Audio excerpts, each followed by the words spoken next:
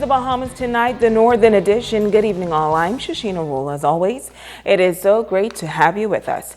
Topping news as the government extends its reach to attract investors to Grand Bahama, particularly the tourism industry. The industrial climate on Grand Bahama continues to be a growing issue for the nation's leader.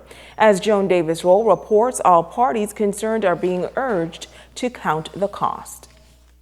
Industrial action could be looming within our #1 industry here on Grand Bahama, and it's a troubling situation that's gotten the attention of the nation's chief executive.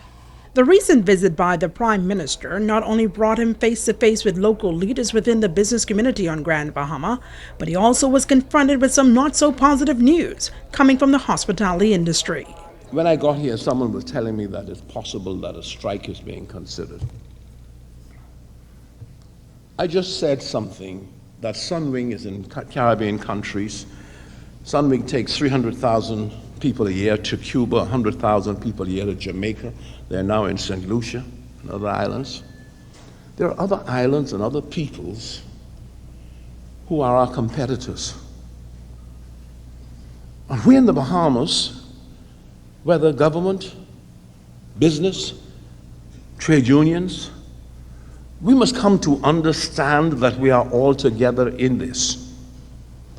And that when we have challenges, we have to find the best formula to work out those challenges. One doesn't have to look far and wide to know what Hutchison's attitude is. It doesn't make sense to me to utter threats if you're working in the best interest of workers. You sit with the government sits with the operators, the owners, and we try to reach an accommodation in the best interest of the workers. That must be the culture in our country. The nation's leader not mincing words, reminding all parties involved what's at stake. We are competing with other destinations. 9 times out of 10, we are more expensive than other destinations. And we have to find a way to understand our obligation to future generations of Bahamians and people who invest in this country by working hard at maximizing the return from our workforce towards ensuring that investment will survive. And if I sound emotional about it, I am. Because every day we are watching the gains of other countries. And we cannot segment ourselves into silos. There's a union, and there's management, and there's government. We have to integrate and coordinate our approach to these things. The Prime Minister then made this impassioned appeal. I now call on not only members, but all employees in the Grand Bahamas tourism sector to come to grips with the need for us to win and retain customers as we move forward through gaining a reputation for great service, which along with the Grand Bahamas' great value proposition will deepen its market penetration with the segments from which Grand Bahama draws. Joan Davis Roll, ZNS Network News.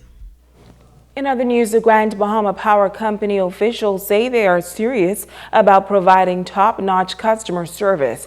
Now, for the next 5 weeks, work crews will be in the Western District, and officials say they are focused on customers experiencing the most challenges. Work crews of the Grand Bahama Power Company working hard to improve customer service in the Boodle Bay area.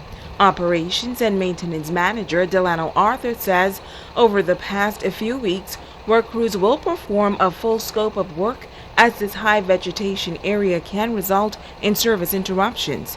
He adds that maintenance will be carried out on every home in the area. Start with Boodle Bay for about 5 weeks, then we'll move into West End, then we'll move into other parts of Grand Bahama, and we're touching every home in these areas, from the transformer directly to the service on top of the person's houses, where we will change basically all of the connections to make sure that there are new connections. If the service is bad, we'll change the service wire, and it basically beefs up our presence in the area, it beefs up our maintenance in the area, so that we can get a reduction in service calls, a reduction in customer calls.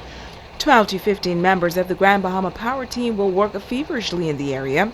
Arthur explains that as trees grow, they often become entangled in power lines. He adds that residents are pleased to see them working in that area. This started years ago. Last year we did 8 Mile Rock.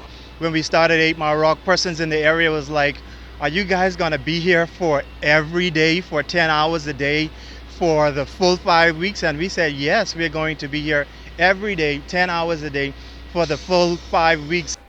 President of the Grand Bahama Power Company, Sarah McDonald, also on the beat, overseeing work crews. She says vegetation management can be a challenge, and this is why GBPC put together an action plan to limit outages. Back in 2014, we would have done a full assessment of our system from McLeanstown right up to the West End, and we identified all the problem areas, and we put them into 3 priorities: 1, 2, and 3. And so our goal was to deal with all priority 1s in 2015, which we did. And 2016 is more about the priority 2s, which is really from the line to the customer's home. And next year it'll be the priority 3s. And so the customers will experience fewer outages due to fallen trees or branches, and that's really what we're trying to achieve. The CEO says customer service is important, but notes that this initiative also calls for partnership. In our vegetation management work, we have to coordinate with sanitation services because they have to dispose of the debris. So there's a coordination among a number of people, including the community. The Grand Bahama Power Company's next stop is West End, where they are scheduled to be in that area for some 5 weeks. Well, history will be made soon as the Sir Jack Hayward Bridge will be unveiled. Contractors have completed the work at the superstructure, and opening day is said to be imminent. Now, this major thoroughfare will provide a link between Freeport and East Grand Bahama. Here again is Joan Davis-Roll. The multi-million-dollar bridge leading in and out of East Grand Bahama is said to be completed, and according to the contractor, the project is on schedule and slightly off budget. The view is breathtaking, as the historic $4.1 million structure overlooking the Grand Bahama waterway is no longer a work in progress, but from all indication, it is a work complete. On Friday, workers from Lakine Services were focusing on the landscaping and the finishing touches that will transform the area off the farm road. Officials from the Ministry of Works were reviewing the massive structure, along with contractor and president of All Bahamas Construction Company, Wolfgang Giger. This bridge actually closes a gap for after 40 years or 45 years between East Grand Bahama and Freeport, and I believe this is a very important infrastructure project for this part of the island to develop the eastern part of Grand Bahama further and give the local economy a boost, what we really need. Giger says the construction of the bridge, the first of its kind for the island, was a welcome challenge as all industry partners worked in tandem to make it a reality. We started the bridge, the real construction of the bridge in August 2014, and finished the bridge plus the seawall, because on the end nobody realized we did also more than 800 feet of concrete seawall in February 2016. How much did this cost? The cost was actually just 4.1 million. So you exceeded that. A little, but not much, you know. I was really helping also the local community to save money, and so we are right on target. So this was a good project for both sides. The local contractor stated that although the bridge is now complete, it will remain closed to the public until an appointed time. I'm really satisfied what we have achieved here in the last basically 20 months. If you have seen the area before we have started and you look at now, it's really an achievement, and we are proud of this project. But depending on the government and the officials, to set up a proper opening date and have everybody invited to cut the ribbon. Joan Davis-Roll, ZNS Network News. Stay with us. The Bahamas Tonight, the Northern Edition, continues right after this.